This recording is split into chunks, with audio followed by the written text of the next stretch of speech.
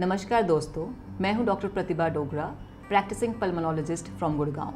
आज हम बात करेंगे वैक्सीनेशन के पहले, वैक्सीनेशन के दौरान और इसके बाद हमें किन चीज़ों का ध्यान रखना चाहिए। तो दोस्तों, पहली बात, वैक्सीनेशन बहुत ज़रूरी है। Vaccination has proved to be protective and it is the only thing that has decreased the rate of infection in COVID. तो इसमें कोई डाउट नहीं है कि हमें वैक्सीनेशन लेनी है या नहीं लेनी। वैक्सीनेशन ज़रूरी है, बस कुछ चीज़ों का ध्यान रखना है। अब अगर हमने वैक्सीनेशन की अपॉइंटमेंट ले ली है तो वैक्सीनेशन के जाने से पहले आपको क्या क्या करना चाहिए। एक तो आप जब जाएंगे अपना आप आधार कार्ड या कोई भी फ़ोटो आइडेंटिटी अपने साथ लेके जाएंगे। दूसरी बात, जाएंगे तो पूरा अपना एक वेल फिटिंग मास्क पहन के बाहर जाएंगे और जो हमारा कोविड एप्रोप्रिएट बिहेवियर है वो पूरा फॉलो करेंगे, क्योंकि वैक्सीनेशंस हो रही हैं पर वहाँ पे रश भी बहुत है। तो वैक्सीनेशन के दौरान हमें कहीं से इन्फेक्शन ना हो जाए, इसका हमें पूरा ध्यान रखना है, जिसके लिए आपको मास्क पहनना है, अपने स्टरलाइज़र यूज़ करना है, हैंड सैनिटाइजेशन करना है। ये जो सब चीज़ें जो हम यूजुअली करते हैं वो आपने सब फॉलो करनी है।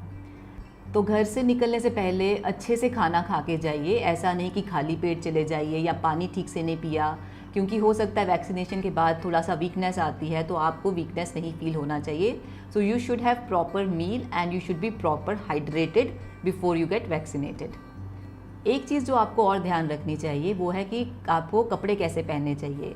कपड़े जो होंगे कंफर्टेबल और लूज़ होने चाहिए। अगर ये सब हम जानते हैं कि जो ये वैक्सीनेशन है इंट्रामस्कुलर है और यूजुअली ये अपर आर्म में दिया जाता है, तो ऐसे कपड़े पहनने चाहिए जिसमें अपर आर्म पे इंजेक्शन लगाने में कोई प्रॉब्लम नहीं आए। वैक्सीनेशन कराने से पहले एक बहुत इंपॉर्टेंट चीज़ जो आपको जाननी चाहिए, अपने वैक्सीनेटर से आप पूछेंगे कि ये वैक्सीन कौन सी है, कोविशील्ड है या कोवैक्सीन है। अब देखिए, इसमें भी कोई दो राय नहीं है कि जो वैक्सीन दोनों ही इक्वली एफिकेशियस हैं, इक्वली इफेक्टिव हैं, लेकिन जो आपकी डोजेज़ हैं, 2 डोजेज़ हैं, वो एक सेम वैक्सीन की ही होनी चाहिए। तो अगर आपको फर्स्ट डोज कोविशील्ड की लगा है तो सेकंड डोज भी कोविशील्ड की लगेगी। अगर फर्स्ट डोज कोवैक्सीन है तो सेकंड डोज भी कोवैक्सीन की लगेगी। इसलिए ये जानकारी लेना अपने वैक्सीनेटर से बहुत ज़रूरी है। अगर वैक्सीनेशन करवाते हुए किसी तरह की आपको घबराहट लग रही है या एंग्जाइटी हो रही है, जस्ट टेक डीप ब्रेथ्स, लंबे लंबे सांस लीजिए और रिलैक्स रहिए आप। और कोविड वैक्सीनेशन के बाद हमें किन चीज़ों का ध्यान रखना है। इमीडिएटली आफ्टर वैक्सीनेशन, जहाँ पे भी वैक्सीनेशन होती है वहाँ पे आपको आधा घंटा वेट करने के लिए बोला जाता है, ताकि उस आधे घंटे के दौरान बाय चांस अगर आपको किसी भी तरह का एडवर्स रिएक्शन, जैसे कि आपको डिजीनेस लगती है या वीकनेस लगती है, उसका ध्यान दिया जा सके। घर आने के बाद द साइट ऑफ इंजेक्शन पे पेन होने के, स्वेलिंग होने के चांसेस रहते हैं। हल्का फुल्का बुखार आ जाता है, बॉडी में मलेज हो जाता है। अगर आपको पेन ज़्यादा है या फीवर ज़्यादा है, उसके लिए आप कोई भी over the counter drugs like paracetamol, aspirin, Crocin, ये सब ले सकते हैं ताकि आपकी जो पेन है या फीवर है वो कंट्रोल रहे। जो पोस्ट वैक्सीनेशन फीवर है वो यूजुअली 1 या 2 दिन ही रहता है।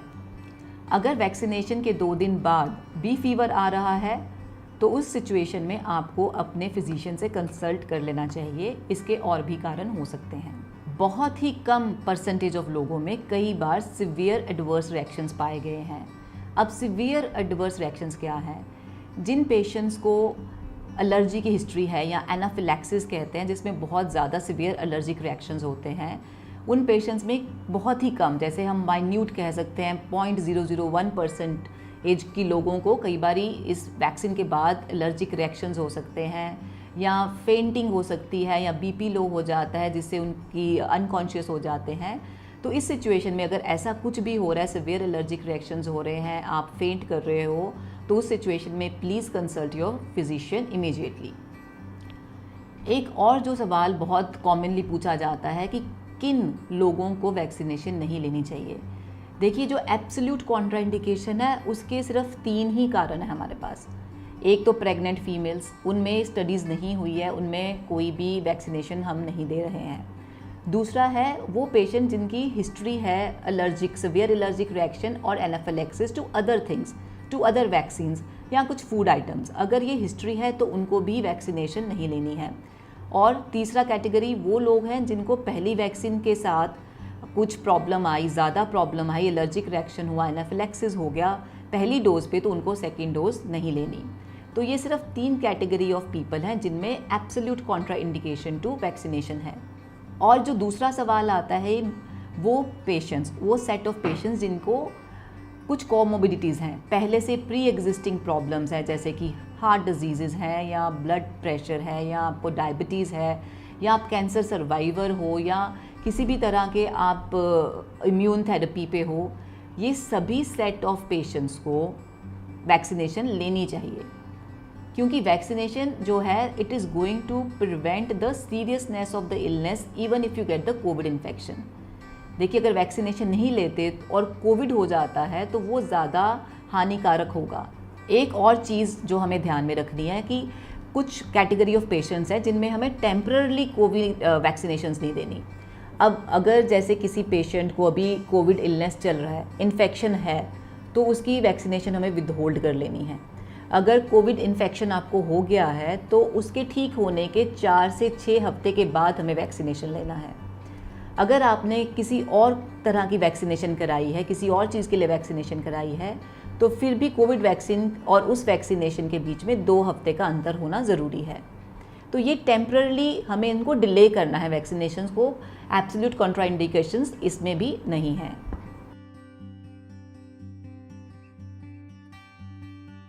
देखिए, अभी तक कोई ऐसी स्टडीज़ नहीं है, कोई ऐसा एविडेंस नहीं है कि पोस्ट वैक्सीनेशन आप अल्कोहल नहीं ले सकते या अल्कोहल लेने से वैक्सीनेशन का असर कम हो जाता है।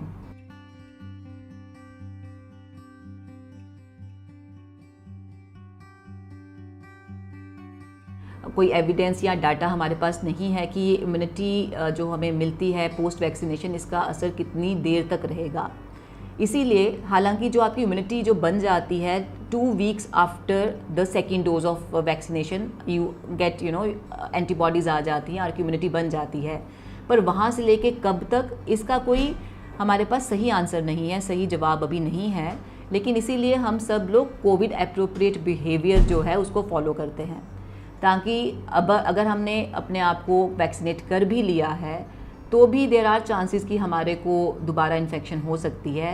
So what we cannot do without is the COVID appropriate behaviour. जब तक पैंडेमिक इज़ ऑन, जब तक कम्युनिटी में ये वायरस परकोलेट कर रहा है, तब तक हमारा कोविड एप्रोप्रिएट बिहेवियर, जिसमें मास्क पहन के रखना और हैंड सैनिटाइजेशन आता है और थोड़ा सा gap between the people maintain करके रखना, ये जो 3 चीज़ें हमें फॉलो करनी है वो हमें इवन पोस्ट वैक्सीनेशन भी फॉलो करते रहना है।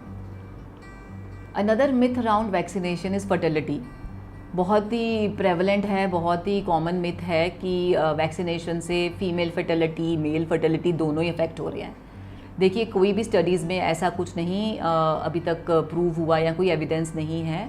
और ये जितनी भी वैक्सीनेशंस आई हैं they have been tested on human beings and it has not been found and for that matter any kind of vaccinations तो बहुत सदियों से अब हम करते आ रहे हैं। हमारे vaccination is a very old technique. तो ये कोविड वायरस के लिए वैक्सीनेशन है, पर इससे पहले तो बचपन से वैक्सीनेशन तो हमारे को लगती ही हैं और ये सेम टेक्निक से ही ये न्यू वैक्सीनेशन बनी है।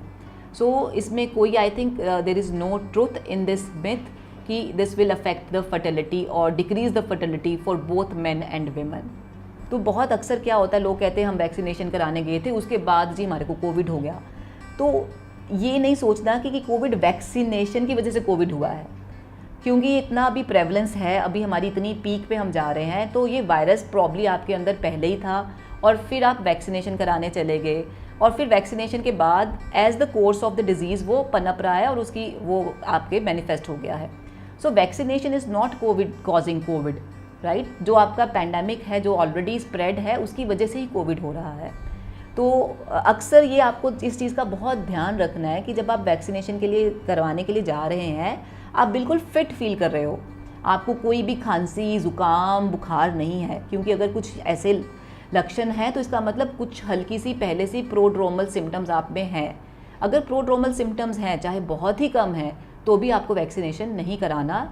तब अगर इन्फेक्शन जब होती है उसके ठीक होने के 14 दिन के बाद वैक्सीनेशन कराना है। इसीलिए जब आप कोविड वैक्सीनेशन करा के आते हैं और अगर आपका फीवर 2 दिन से ज़्यादा परसिस्ट करता है तो प्लीज़ कंसिडर कि ये एक इन्फेक्शन हो गया है और इसको you have to treat it like a COVID illness. और इसके साथ ही वही बात है, वैक्सीनेशन तभी कराना जब आप बिल्कुल फिट फील कर रहे हैं। अगर आप किसी भी चीज़ से रिकवर कर रहे हैं, किसी और प्रॉब्लम से, जैसे आपको पेट खराब है या डायरिया है, you are not feeling your best, तो जो एक्यूट इलनेस से आप किसी भी तरह से अगर आपको है या रिकवर कर रहे हैं, तो उसके बाद थोड़ी गैप के बाद आपको वैक्सीनेशन कराना है। When you are not feeling fit enough तो वैक्सीनेशन हम नहीं कराएंगे। तो क्या ये जो अभी हमारे पास वैक्सीनेशंस हैं, will they be protecting us for the newer strains? ये भी एक बड़ा कॉमन सवाल है। तो देखिए, जो ये वैक्सीन्स बनाई गई हैं, इस तरह से बनाई गई हैं कि इसमें हमारी जो इसे कहते हैं मल्टी प्रोंग्ड हमारा इम्यून रिस्पॉन्स जनरेट होता है, तो that kind of protects us from different kind of strains. तो अभी तक जितना भी प्रेवलेंट स्ट्रेन्स हैं और जो हमारी करंट वैक्सीनेशंस हैं, they are able to give us good amount of protection against the viruses.